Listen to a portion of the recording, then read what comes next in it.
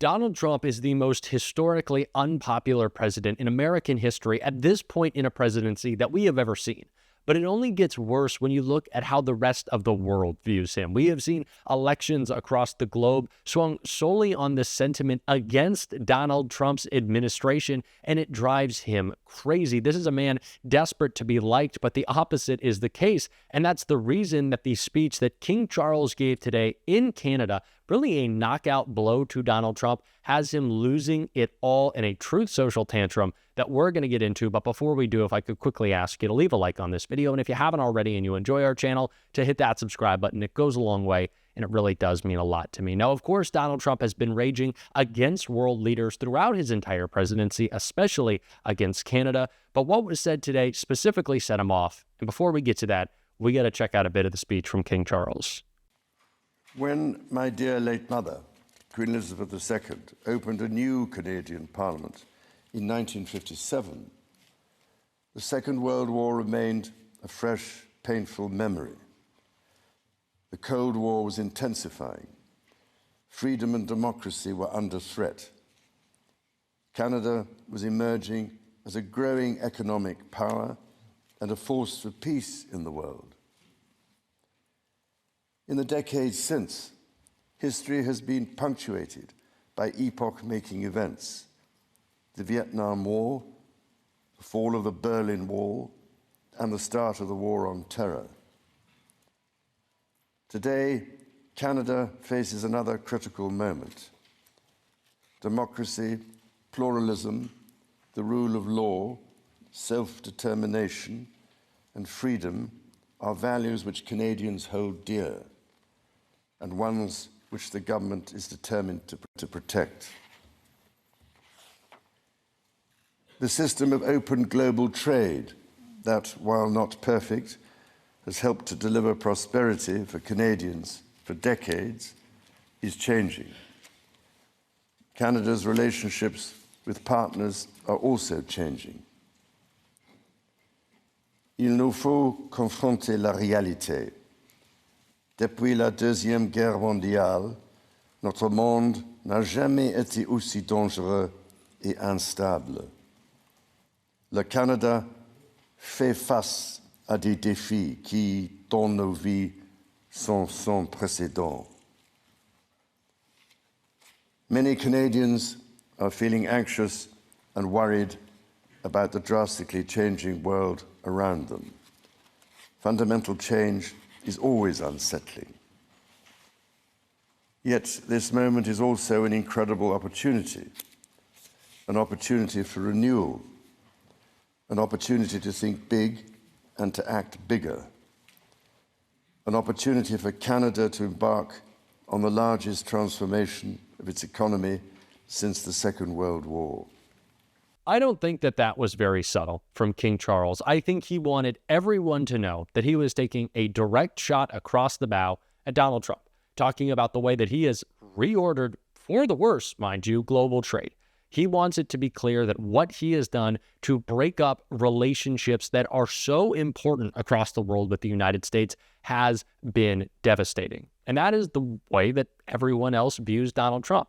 Not as a disruptor for good, not even as a disruptor, more of a bumbling, stumbling fool. He has no plan to what he is doing, and it is why he has consistently humiliated himself with a trade war that has only backfired. Of course, we have seen countries respond, electing liberal leaders, but they've also stood up to Trump. And that is exactly what we saw Mark Carney do, and King Charles hinted at that when he said this right here. À vous. I wish to express to you and to the people of Canada my heartfelt gratitude, and that of my wife, for the warmth of the welcome which we have received. And reminds us the true North is indeed strong and free.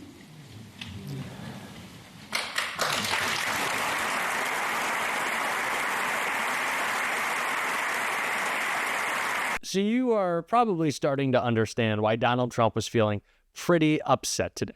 He gets called out for his idiotic trade wars. The idea, this stupid notion that Canada would ever be a 51st state, gets shut down to a standing ovation. Donald Trump is not happy, especially as he struggles to make some new deal that I guess he's trying to propose with the EU. It's all a mess. He's angry at world leaders. He's angry he was embarrassed on the world stage. And so he sent out this bleat, this meltdown of a Truth Social post right here. Trump wrote, "I was extremely satisfied with the 50% tariff allotment on the European Union, especially since they were slow-walking, to put it mildly, our negotiations with them. Remember, I am empowered to set a deal for trade into the United States if we are able to make a deal or are treated unfairly. I have just been informed that the EU has called to quickly establish meeting dates. This is a positive event, and I hope they will finally, like my same demand to China, open up the European nations for trade with the United States of America. They will both be very happy and successful if they do." There is no deal being done. Donald Trump doesn't actually know what he's doing. He's pretending that while their discussion, while the focus is on his horrible tariffs, that something magical is about to happen. This is also what Donald Trump does with the tariffs. He breaks the economy. He tries to fix the economy with some publicity stunt, and then he points to maybe a bump in the market or some resolution and say, look at the amazing thing I did. That's what's going on here. He's freaking out. He's losing it. He's throwing a tantrum saying, oh, the EU was unfair to me. World leaders have been unfair to me. They better make a deal. China better make a deal. He's just angry and upset that he has been consistently humiliated. And it's not just with his trade deals. Of course, we have seen Donald Trump get angrier with Vladimir Putin lately. And he was posting about that too as part of this foreign policy Truth Social tantrum that he had. Just take a look right here. Trump warns Putin he's stopping lots of really bad things from happening to Russia. He's playing with fire. Donald Trump is ramping up his attacks on Vladimir Putin, warning the Russian leader that he's playing with fire in a new social media post. In a Tuesday morning dispatch on Truth Social, the president, who called Putin absolutely crazy on Sunday, escalated his tough talk even further. What Vladimir Putin doesn't realize is that if it weren't for me, lots of really bad things would be happening already to Russia. And I mean really bad, Trump wrote. He's playing with fire. Trump's rhetoric of the past 48 hours represents a marked shift in his comments about the Russian leader. Just last week, the president raved about his hours-long phone call with Putin, praising it as excellent in a tone and spirit. Critics, including some on the right, slammed Trump after the phone call, accusing him of caving to his Russian counterpart. But following more deadly attacks in Kyiv, Trump seems to be abandoning a tone of appeasement in favor of a more hard line.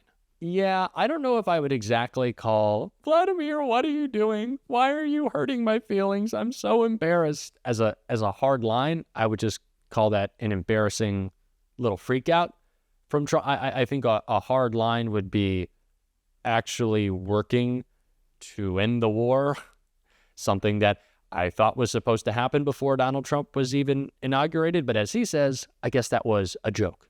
Kind of how the rest of the world in this moment so clearly views Donald Trump.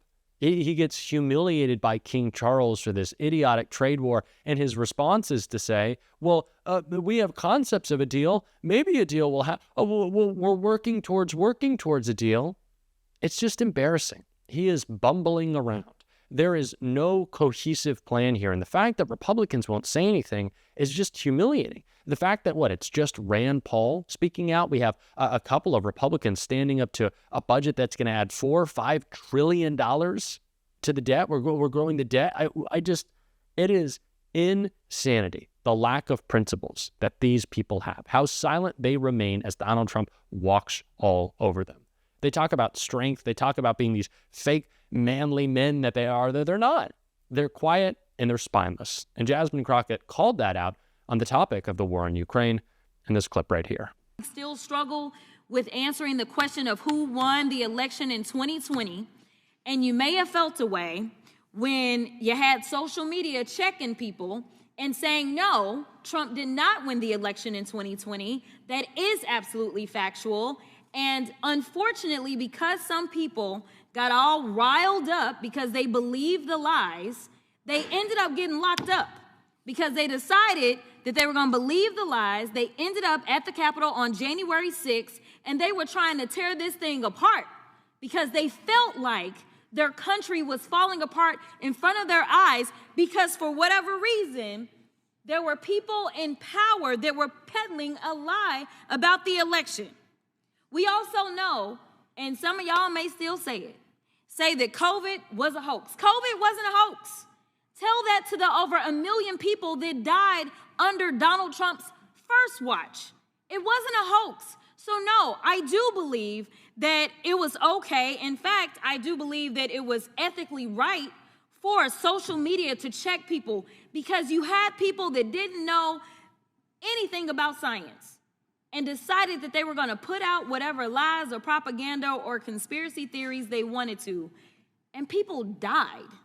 At some point in time, we have to evaluate what is factual, and I know that facts hurt y'all, and I just wish we could get on the same page, but we do know during the presidential election that the president would not go and participate in anything if fact-checking was going to be a part of it because he didn't want to be fact-checked. We know that the vice president got upset in his vice presidential debate when he was fact-checked. It used to be a time in this country that we as members of Congress or elected officials thought that it was okay to just tell the truth. Instead, we're pushing conspiracy theories, and some of them are killing people. It's the same thing that we have coming out of Doge. It's the reason that people are dying. It's the reason that farmers are losing their farms because we continue to peddle conspiracy theories. It is time for us to say, Mr. President, guess what? Russia invaded Ukraine. Can we at least agree on that one? Facts matter. Y'all, this is literally potentially putting us into an international crisis. We may be heading towards the next world war because we have a president that wants to pal around with Putin and wants to do everything to make him feel good, including lying about who invaded who. Mr. Chair, I got a minute left, but I really want to yield to any of my colleagues and ask them if they will say today, very basically, that when it came down to the war in Ukraine, that it was not Ukraine that invaded Russia, it was the other way around. Is there anybody in here that has enough courage to say that Russia invaded Ukraine? You can have my time. And this is yet the problem. How can you say that you're tough, pretend to be strong, when you are so silent, deafening silence coming out of the MAGA movement? And Donald Trump is the same way. How is that a hard line? Freaking out? Do something. But he won't, because he doesn't know how to, and he's too scared. That's why the rest of the world will be continuously embarrassed with him, and we're going to have to call that out to try to fix this thing in a couple of years. The next Democratic president is going to have their work cut out for them, but it means starting now. That's what we're doing on this show every single day, and if you want to support that, as always, you can hit that subscribe button, leave a like on this video, and if you stuck around to the end, you can drop a blue heart in the comments. And until next time, I'll see you soon.